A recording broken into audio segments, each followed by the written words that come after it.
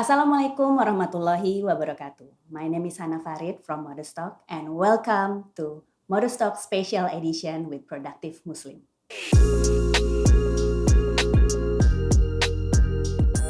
Before we start our discussion, I would like to take a moment to say my gratitude for having you here, Brother Faris. Assalamualaikum. Waalaikumsalam. Terima kasih. Thank you for having me.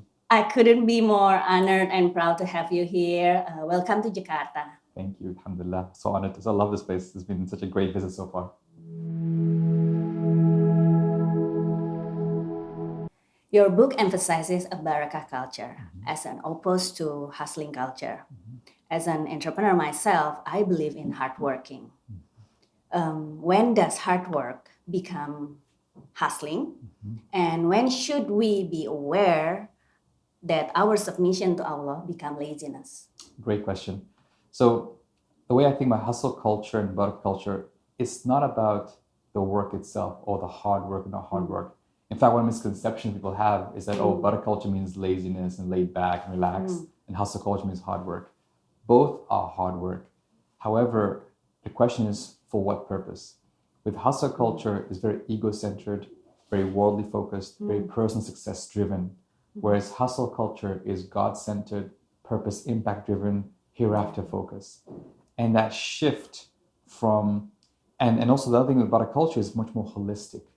Hustle culture makes work the center of our lives. It makes work a consuming aspect of your life. Whereas Barakah culture puts Allah subhanahu wa ta'ala at the center of our lives. And then work, yes, is part of it. But you also have family, you also have health, you have a personal relationship. Just a much more holistic way of approaching life versus this work culture that's just taken over our lives to the point where it become known as workism, almost like a new religion around work, where it becomes the central focus of our lives. So how do you limit yourself? How do you measure which one is enough hardworking and which one is hustling hard work? So two ways. Number one, think about the intention. What's your intention behind that hard work, right? If that intention is purely ego-centered, purely personal success driven, versus, no, I'm here to make an impact. I'm here for Allah subhanahu wa ta'ala to do something that's more meaningful. Number two, ask yourself, are you fulfilling the huquq, the rights of all those around you? Are you fulfilling the haqq of your family, the haqq of your body, the haqq of your Lord?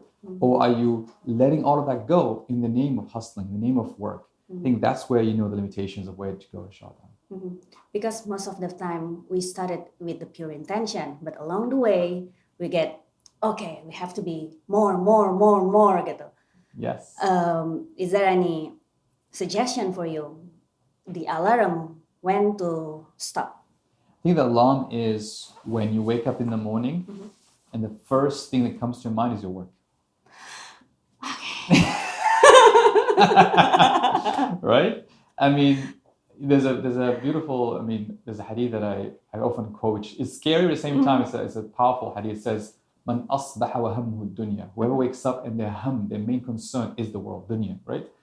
Then they basically also they'll see poverty in their eyes because they always feel like it's not enough. Versus man asbaha wa hammuhu al-akhir. Whoever wakes up and their main concern is wake up fajr, Quran, Allah subhanahu wa ta'ala. That is the number one concern. And I know it's hard because I think we assume it's become consumed, especially our phones next to us. But simple things like charge your phone away from your home, from your bed. Okay. Wake up with a normal alarm, get those old alarm clocks, and just get up, do your adhkar, do your fajr, do your Quran, have your breakfast, spend time, then start your day. Pray some duha, pray some, put some niyyah, then start your day. Just that practical way of doing this can shift your focus from a hustle culture perspective to a Barakah culture perspective. Wow, that's a nice one and very practical. The more you love your job, the more you think of it at the first time you wake up. Yeah, so again, that's very much of the hustle culture narrative, right? The hustle culture narrative wants to make your work as your number one concern, your reason of being. Versus as Muslims, we believe our reason of being is to worship Allah subhanahu wa ta'ala. That's our purpose in life. Now, yes, Sometimes the work is very meaningful, especially working for the ummah, working for meaningful work. It's very positive. But even for Muhammad sallallahu alaihi wasallam, who his mission was to spread the divine message of Allah subhanahu wa ta'ala to all mankind, he took time out to wake up, to spend time in adhkar, Quran, to be with others. He gave each one their due right. So I feel this again, something we fell for the kind of self-help slogans and mantras and made them our compass versus the divine message of the Quran or the prophetic way of living. How does Barakah culture make things done? Okay. So the way I like to think about it is a gardener mindset, right? A gardener versus a carpenter. A carpenter would say, I want to build this table. All right. So I build this table, make sure it comes exactly what I have in mind. If it works out, awesome. Alhamdulillah, I'm a great carpenter. If not, I'm a failure. Versus a Barakah culture, approach as a gardener, meaning I plant the seed, I work hard, I put in the effort, I do everything I can, but I cannot guarantee the fruit. Now, the fruit might take time as well. It won't happen instantly. And again, sometimes this hustle culture wants to control the outcome, control the environment, control the results. Whereas the Barakah culture recognize Allah subhanahu wa ta'ala is in control. Upon me, intention, hard work, decision, taking action, do everything I can, but the result is not in my hands. And that's a hard shift because we're so trained to want to control everything around us. And that's where all the stress and anxiety comes in as well. Because when things don't go our way, we get really upset. We get mad. We think, I'm not good enough. I'm a failure. Versus realizing, I've done my best.